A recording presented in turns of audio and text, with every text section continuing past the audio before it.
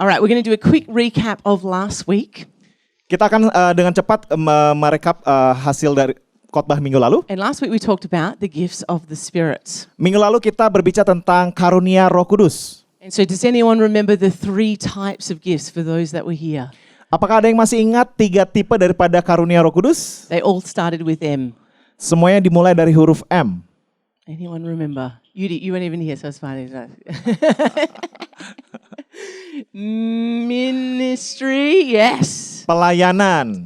And motivational. Motivasi. Nice. And last one, Ya, manifestasi. Okay, good job. Did anyone remember all the names of the gifts? Apakah ada yang masih ingat nama-nama dari karunia tersebut? Prophecy was one. Nubuatan, karunia nubuatan. Leader, pengajar, teacher, pemimpin, preacher. Was there a preacher? Pastor. Pastor, teacher, pastor, teacher. Okay. It's like combined Pastor preacher. Joseph, yeah. Okay. Pendeta, yeah. Iya, pendeta. Yeah. Yeah. Anyone else remember any? Ada Faith? lagi yang masih ingat kira-kira apa saja yang kemarin minggu lalu sudah disampaikan? Mercy. Kemurahan, Words of wisdom. hikmat. Remember those? Masih ingat Oh. ya?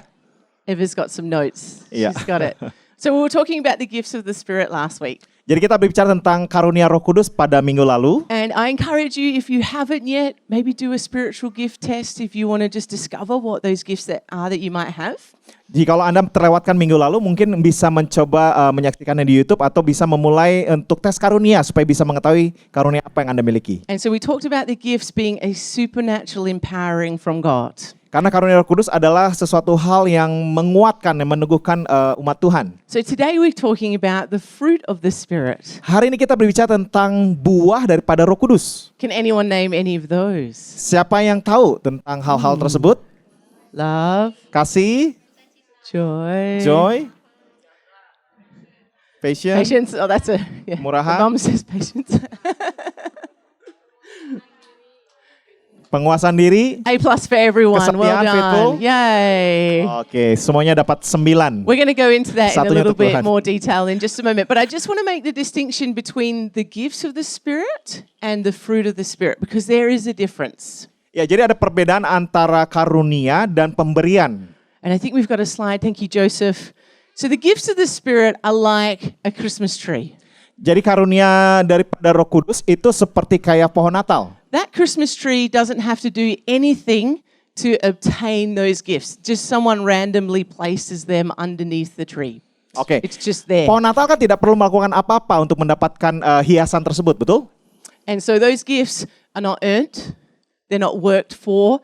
That Christmas tree doesn't produce those gifts. Jadi pohon Natal itu tidak memproduksi atau tidak menghasilkan sesuatu untuk bisa mendapatkan hadiah atau pemberian. And so this is what we talked about last week, that the gifts of the Spirit, they're not something that we can earn or work for. Ya, jadi pemberian daripada Roh Kudus itu bukan sesuatu hal yang kita ada upaya. They are a gift given to us by the Holy Spirit. Jadi diberikan secara cuma-cuma oleh Roh Kudus. We just need to be ready to receive it and then to use those gifts. Yang kita perlu lakukan adalah siap untuk menerimanya dan menerimanya di dalam kehidupan kita. The fruit of the Spirit is different than this. Buah daripada Roh Kudus berbeda. Think about an apple tree when it's young. Does it produce fruit straight away? Coba pikirkan ketika pohon apel ketika masih muda, begitu apakah langsung memproduksi buah?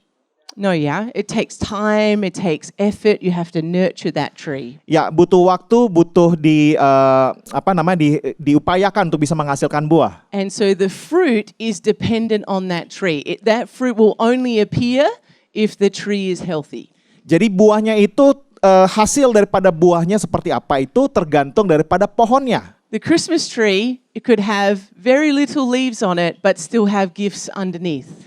Ya, jadi kalau kayak pohon Natal walaupun kecil tapi bisa memiliki berbagai macam hadiah-hadiah atau hiasan-hiasan. Because remember, the Christmas tree doesn't produce the gifts. Jadi ingat bahwa pohon Natal tidak memproduksi sesuatu untuk menerima hadiah. But the apple tree, the tree has to be healthy for there to be fruit on that tree.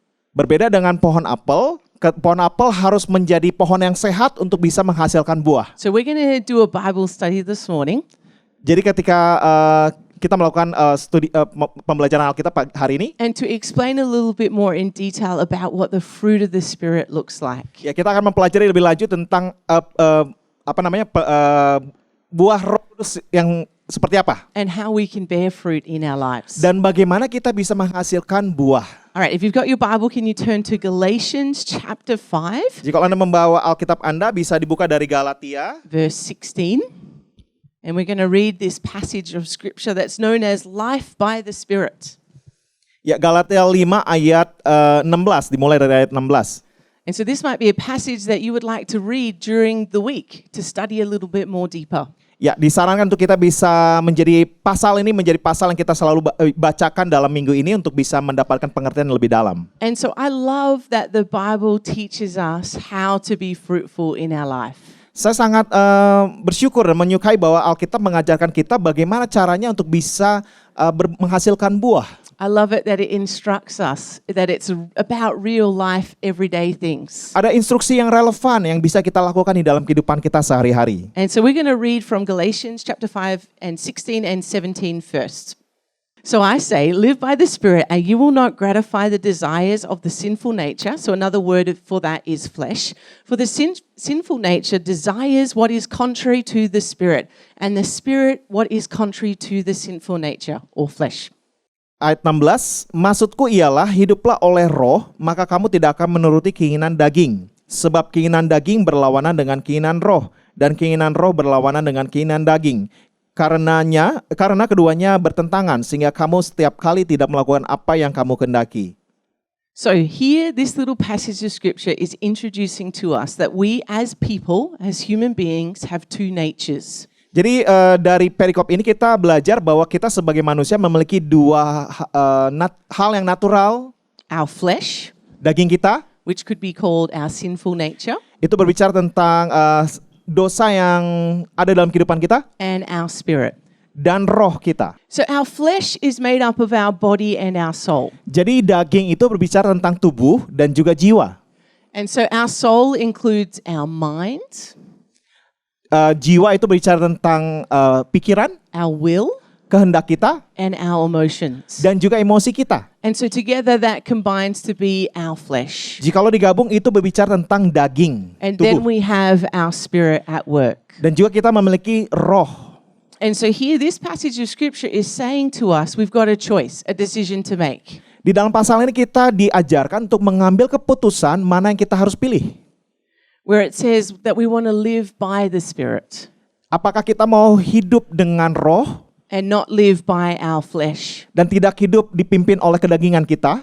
And so it sounds kind of like interesting. Okay, all right, we've got two natures at work within us. Ya, ini ada dua hal. Oke, baik. Ada dua hal yang bekerja saat ini. What's wrong with us living by our flesh? Emang ada apa sih salahnya dengan dipimpin oleh kedagingan? Why can't I just do what my mind wants me to do? Kenapa saya tidak bisa melakukan apa yang pikiran saya mau pikirkan? Or what my emotions are telling me to do? Atau emosi yang saya yang ada dalam diri saya? And what does it mean to live by the Spirit? Apa sih maksudnya dipimpin oleh roh? Well, we're going to talk about that in a little bit more detail today. Ya, kita akan melanjutkan hal tersebut di perikop ini. So it goes on to say in this passage about what the type of fruit that we will produce if we're living according to our flesh. Ya, di pasal ini dijelaskan bahwa buah seperti apa yang akan dihasilkan jikalau kita hidup secara daging. And so remember, if you take God out of your life and His guidance and direction out of your life, what are you left with as a person? What types of things do you want to do? What desires do you have?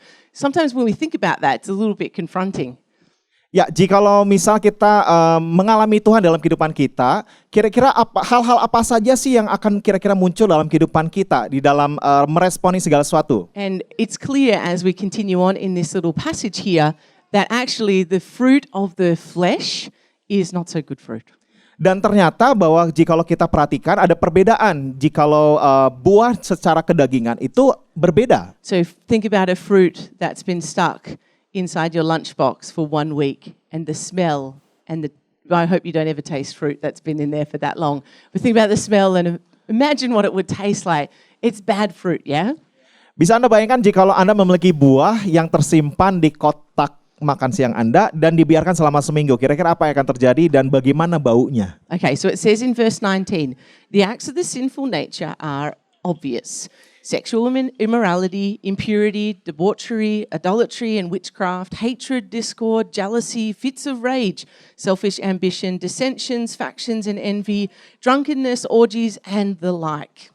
Ya, dimulai dari ayat 19, perbuatan daging telah nyata, yaitu percabulan, kecemaran, hawa nafsu, penyembahan berhala, sihir, perseteruan, perselisihan, iri hati, amarah, kepentingan diri sendiri, percideraan, roh pemecah, kedengkian, kemabukan, pesta pora, dan sebagainya.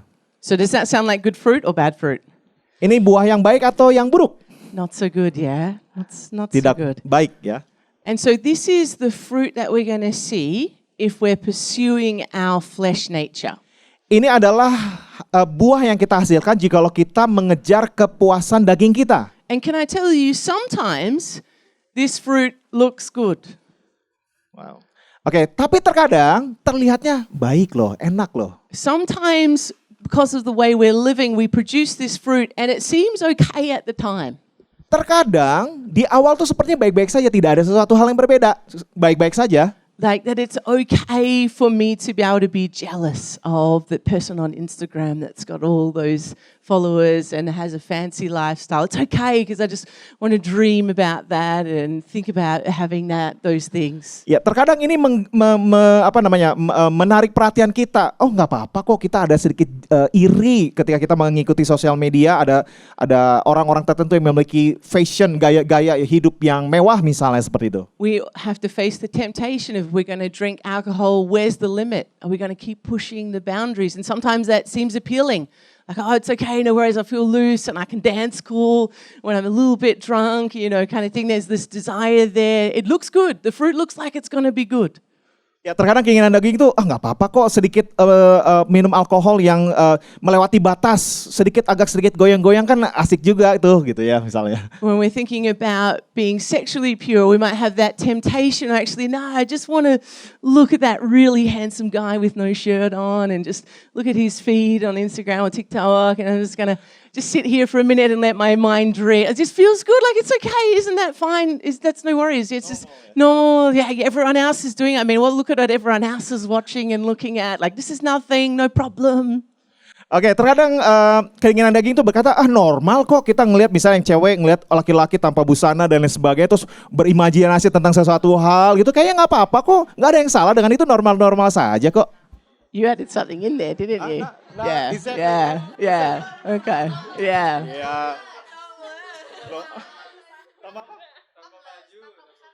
Oh, oke, busana atas maksudnya. Oke, ngerti ya. Yang 17 tahun ke bawah tutup kuping. Oke. So this fruit of our flesh, it kind of feels appealing sometimes. The fruit of our flesh feels appealing. Like we want that. We think it's going to be okay for us to produce that type of fruit in our life. Ya, terkadang keinginan daging itu mendesak kita untuk melakukan saja, memuaskan keinginan itu. But Paul comes with the next sentence and he says these words, I warn you. Tetapi Rasul Paulus menyatakan di perikop ini bahwa aku memperingatkan engkau. And as your pastor today, lovingly and gently, I warn you. Dan sebagai gembala di tempat ini, kita dengan kemurahan hati kita mau katakan bahwa saya memperingatkan kalian. Those that live like this will not inherit the kingdom of God. Jikalau kita hidup di dalam kehidupan yang seperti ini, itu tidak mempermuliakan kerajaan Allah. They're not my words, they're Paul's words. He's much more smarter than I, but I just share it with you today. Those that live like this will not inherit the kingdom of God. Ya, jikalau kita hidup di dalam kehidupan seperti itu tidak mempermuliakan kerajaan Allah. This might feel a bit heavy for us. Okay, yeah, challenging. Ya mungkin kita merasa, aduh berat nih, tapi ini satu tantangan bagi kita. But this is not here saying that if you've done one of these things in your whole life, then you will not inherit the kingdom of God. That's not what those words are saying. Ya, itu tidak berbicara cuma satu hal saja, tapi itu bicara tentang semuanya. This is about this. If we want to pursue our flesh, pursue this lifestyle, and choose that over choosing a walk with Jesus, that's the result, that we won't inherit the kingdom of God. Ya, jadi tidak mempermuliakan kerajaan Allah, yaitu ketika kita hanya mengejar kepuasan daging kita dan tidak melakukan apa yang Tuhan mau. So my encouragement for us today is to move away from that lifestyle of pursuing our flesh, even if the world is all about pursuing their flesh. Ya, kita mau mengingatkan kita untuk semua kita untuk tidak mengejar kepuasan tersebut, sekalipun mungkin dunia mendesak dan mencontohkan bahwa itu normal saja. There is a better way, Ada hal yang lebih baik, a more holy way, hal yang lebih kudus, a more precious way, hal yang lebih berharga, and a more life-giving way. dan hal yang bisa memberikan kehidupan. And that is living by the Spirit. Itu adalah kehidupan yang dipimpin oleh Roh. Let's read verse 22. But the fruit of the Spirit is love, joy, peace, patience, kindness, goodness, faithfulness, gentleness, and self-control. Ya, tetapi buah roh, ayat 22, tetapi buah roh ialah kasih, sukacita, damai sejahtera, kesabaran, kemurahan, kebaikan, kesetiaan, kelemah lembutan, penguasaan diri. Tidak ada hukum yang menentang hal-hal itu. If you think back to those fruits that we talked about when we go after our flesh, the appeal of them is kind of like a little bit strong sometimes. But when I look at this list, I want everything on this list to be in my life. Like I want my life filled with love. I want my life filled with joy, with peace. And so I hope that that desire stirs within you today as we're talking about these fruits, that you want to pursue the fruit of the Spirit. Ya, jikalau kita memperhatikan bahwa mungkin di awal kita sepertinya menginginkan keinginan-keinginan daging tersebut yang tadi sudah kita pelajari. Tapi ketika kita melihat ini, kita pasti akan cenderung, saya pengen mengalami hal-hal ini juga. I want to eat this type of fruit in my life. Saya ingin menikmati buah yang seperti ini di dalam kehidupan saya. As people encounter me and meet me, I want them to taste that fruit in my life as well. Ya, jikalau orang bertemu dengan saya ingin orang lain bisa menikmati buah yang ada dalam kehidupan saya seperti ini. And so a good question to ask ourselves is, if someone tastes of the fruit that you're producing in your life, what type of fruit is it?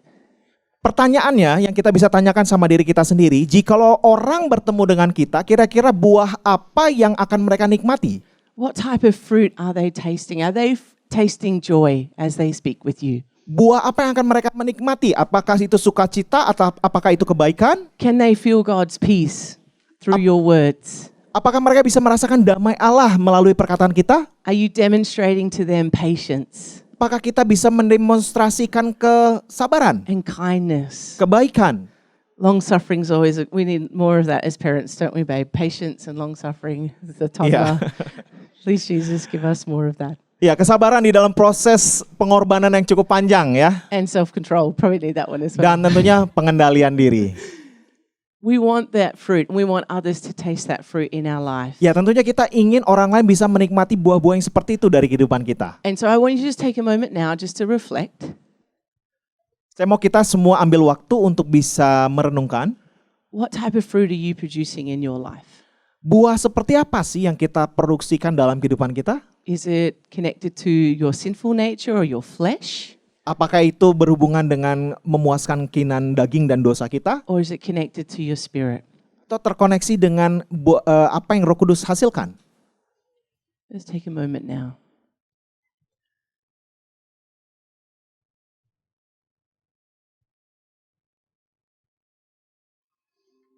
It's okay to feel a little challenge. Tidak apa-apa kalau misalnya kita sedikit tertantang. It's okay for you to feel God saying, hey, come over this side. Come to the being led by the Spirit side. It's time. Make that decision. Jikalau saat ini Tuhan berbicara dan katakan, hey, mulai beralih daripada kebiasaan itu dan mulai menghasilkan buah yang sesuai dengan kehendak-Ku. Because as we pursue our flesh, we know where that leads and it's not a good place.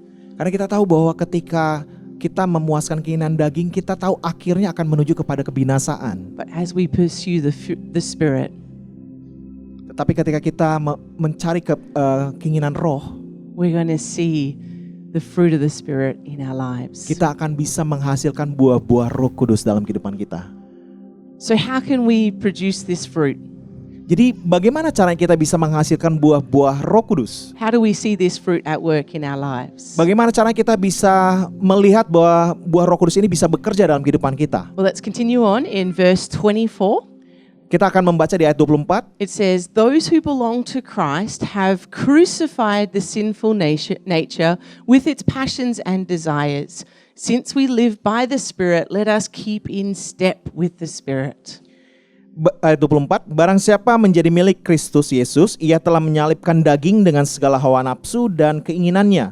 Jikalau kita hidup oleh roh, baiklah hidup kita juga dipimpin oleh roh. So if you think about that apple tree we showed just before, Jadi kalau kita coba bayangkan kembali pohon apel yang tadi kita sudah bicarakan, our focus can be on the fruit, that bright red fruit. It looks so good, you just want to eat it.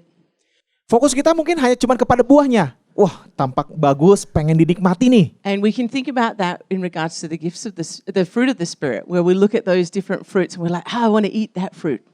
Ya, sama halnya dengan buah Roh Kudus, ketika kita melihat, kita pengen bisa seperti itu. And we can kind of get into this thought of, okay, I just need to be more loving.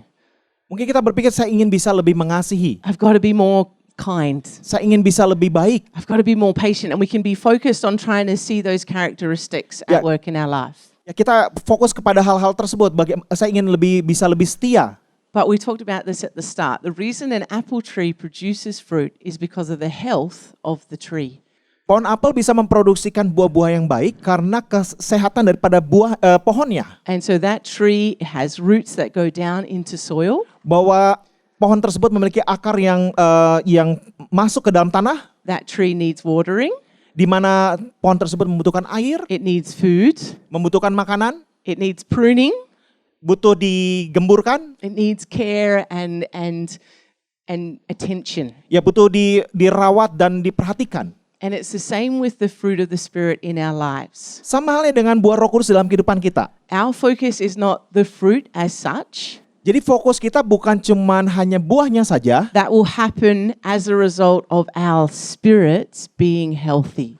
jadi buahnya itu hanya cuma sebagai hasil daripada kehidupan kita yang memiliki hubungan yang hidup di dalam roh dalam kehidupan sehari-hari. And so we can't focus on trying to manufacture the fruit of the Spirit. That's going to happen as we focus on Jesus.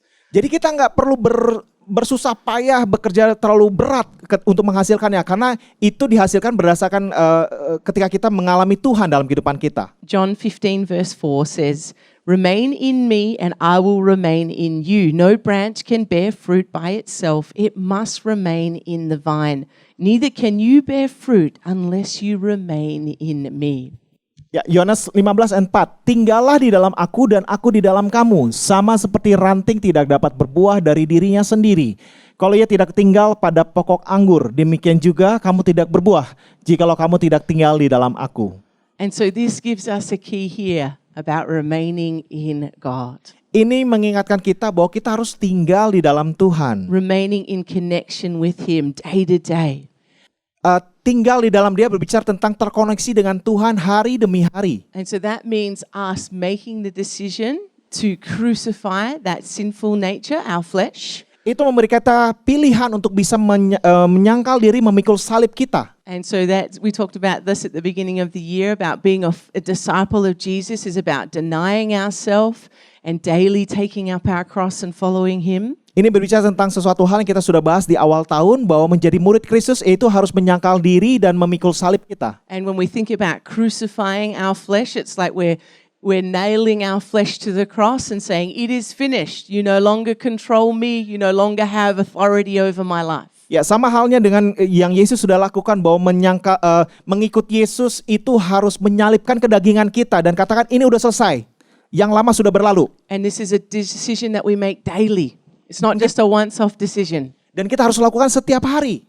Mengambil putusan itu. Daily saying, no flesh, I'm not going to give in to you today. I'm going to be led by the Spirit. Melakukannya setiap hari dan katakan tidak, kedagingan saya tidak mau mengikuti keinginanmu. And keeping in step with the Spirit. Dan tetap berjalan di dalam Roh Kudus. And so we've talked about this before. Part of our purpose circles as a church, we have the key things that keep us connected to Jesus are prayer, Bible, and community. Ya, sebagaimana dengan gereja kita yakini, kita memiliki lingkar daripada tujuan hidup kita, yaitu melalui Alkitab, membaca Alkitab, berdoa, dan juga di dalam komunitas. Prayer, Bible, community. Berdoa, membaca Alkitab, dan berada di dalam komunitas. And you're like, Rach, that's too simple. There's got to be a harder way, a more spiritual way. Mungkin kita bilang, Pastor Rich, kayaknya itu terlalu simpel. Ada nggak yang lebih berat untuk kita bisa lebih sepertinya rohani? But we just got to keep being reminded of coming back to those spiritual basics. Ya, sebenarnya simpel saja yang Alkitab katakan bahwa kembali ke dasarnya, yaitu 3 hal tadi. Because if we can get these things right in our life, we're going to produce fruit. Jikalau kita melakukan hal-hal tersebut, maka kita akan bisa menghasilkan roh, The fruit of the Spirit. buah Roh Kudus. And if we do these things, if you think about your life being like a tree, it's going to water your life. It's going to feed your life. It's going to bring pruning and nurturing that it needs to produce that good fruit. Ya, jikalau kita membaca Alkitab, berdoa dan melakukan berada di dalam komunitas, itu memberi makan kehidupan kita, merawat dan memelihara pohon kehidupan kita untuk bisa menghasilkan buah yang baik. And when we think about the Bible, Jikalau kita bisa memikirkan tentang Alkitab, it talks about in Psalm 1, chapter 1, verses 1 to 3. di dalam Mazmur pasal 1 ayat 1 sampai 3 dikatakan, It says, "Blessed is the man who does not walk in the counsel of the wicked, or stand in the way of sinners, or sit in the seat of mockers, but his delight is in the law of the Lord, and on his law he meditates day and night. And he is like a tree planted by streams of water, which yields fruit in season, and whose leaf does not wither. Whatever he does prospers." berbahagialah orang yang tidak berjalan menurut nasihat orang fasik, yang tidak berdiri di jalan orang berdosa, dan tidak duduk dalam kumpulan pencemooh, tetapi yang kesukaannya ialah Taurat Tuhan dan yang merenungkannya Taurat itu siang dan malam.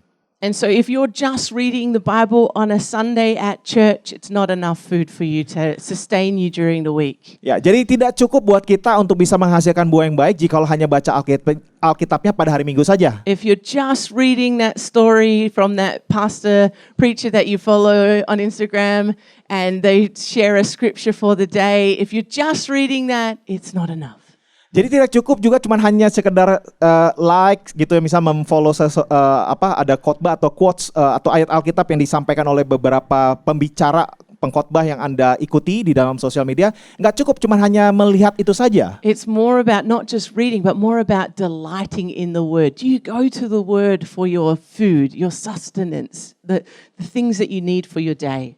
Jadi ini bukan berbicara bukan berbicara hanya cuman membaca, tapi menikmati, merenungkan dan memikirkan firman Tuhan dalam kehidupan kita. And it talks about here about meditating day and night. Dikatakan merenungkannya siang dan malam, Every day. setiap hari, Every day. setiap hari. Wow, that's 14 times a week. I'm good at maths. Did anyone else? Anyway, that's a lot. Ya itu ya hal-hal yang memang harus rutin kita lakukan. And so I'm just encouraging you just to increase that Bible reading, day-to-day reading, because it makes a big difference in nurturing your tree, your spirit. Ya kita mendorong kita semua untuk bisa memulai lagi baca Alkitab lagi hari demi hari. Itu akan membantu pertumbuhan rohani kita. When we think about prayer, we're actually tuning in, not just asking God about the shopping list of things we need to see Him move in, but we're actually connecting with Him and communicating with Him. Jadi berdoa itu bukan cuma sekedar menyampaikan permohonan sama Tuhan, tapi kita berkomunikasi, berbicara sama Tuhan dan kita mendengar suara Tuhan juga. And as we sit in prayer, we're just tuning in to the things of the Spirit. Jadi ketika kita duduk dan berdoa, kita mencoba merelasikan roh kita bersama dengan Roh Kudus. And this is not something that you have to necessarily spend hours doing in the morning. It can be something you do throughout your day. Jadi nggak mesti juga harus seharian begitu, tapi Anda bisa lakukan setiap saat. Ya. Taking time to say, Lord, can you speak to me? What do you want me to do in this situation? Ambil waktu, katakan sama Tuhan, Tuhan apa yang Tuhan mau untuk saya lakukan di dalam masa-masa ini. As we do that, it's like we're walking in step with the Spirit. Ketika kita memulai kebiasaan seperti itu, kita akan mulai berjalan bersama dengan Roh Kudus. And the last one is community. Dan yang terakhir adalah komunitas. So just a couple of weekends ago, I got to go to Australia for the first time in like 2.5 years. Jadi beberapa waktu lalu Pastor Rachel melakukan perjalanan ke Australia selama 2.5 tahun. And so, yeah. Sorry, setelah oke. And so I got to stand in front of our church, C3 Hepburn Heights in Perth.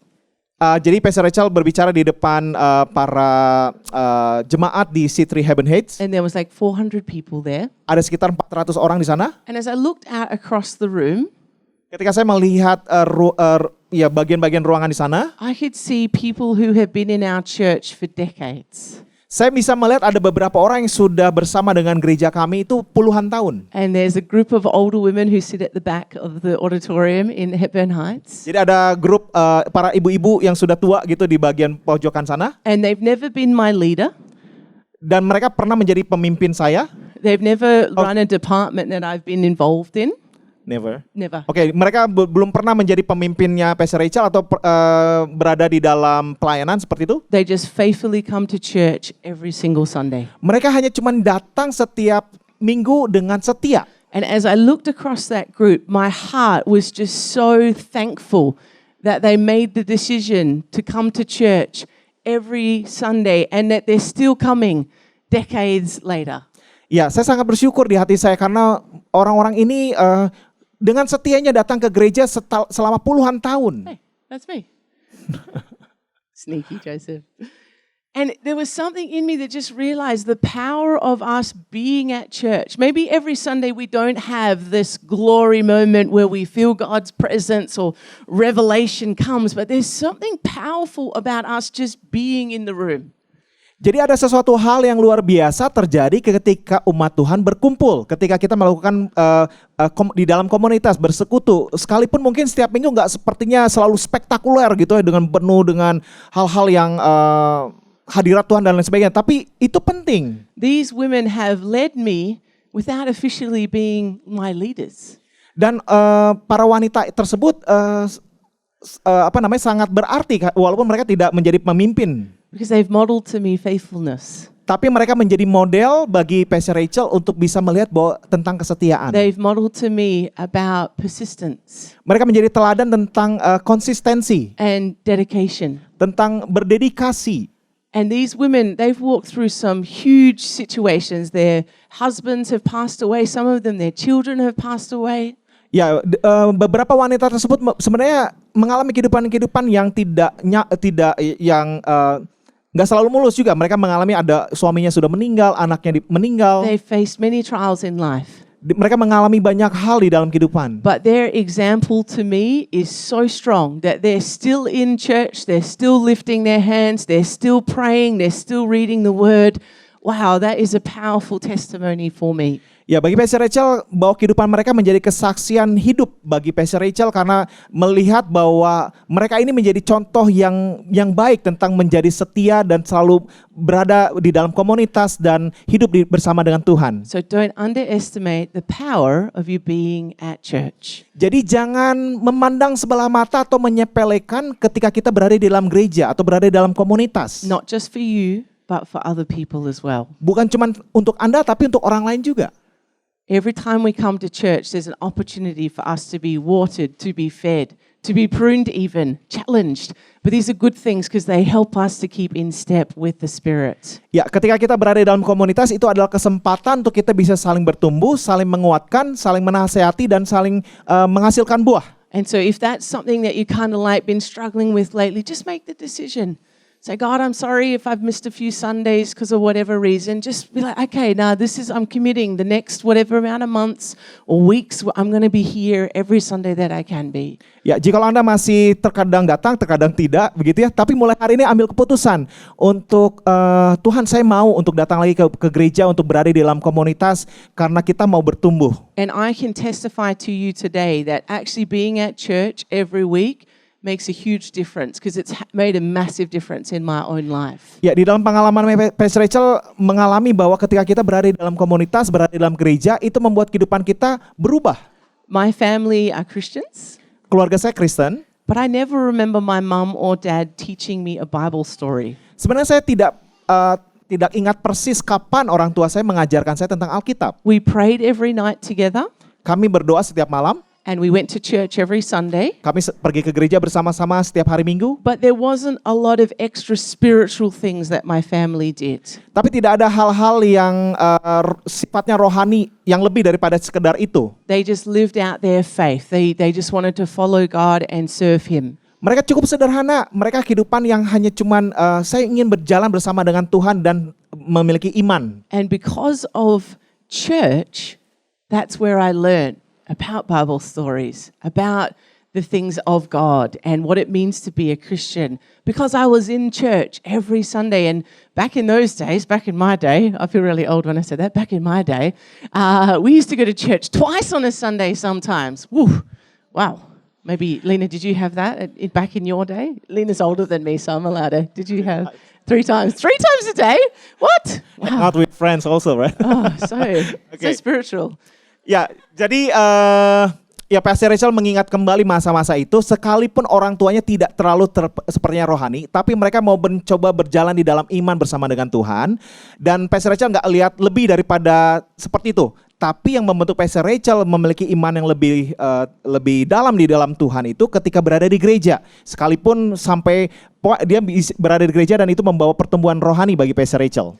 So the power of prayer, Bible, and community, we cannot underestimate those things. Jangan pernah menyepelekan atau memandang rendah membaca Alkitab, berdoa, dan berada di dalam komunitas. And so let's make that decision to just really focus in again on them. Because as we focus on that, the fruit is going to come naturally. Mari kita sama-sama memulai lagi untuk bisa menghasilkan buah-buah roh dengan melakukan baca Alkitab, berdoa, dan di dalam komunitas. So let's live in step with the Spirit. Mari mulai berjalan dan melangkah bersama Roh Kudus.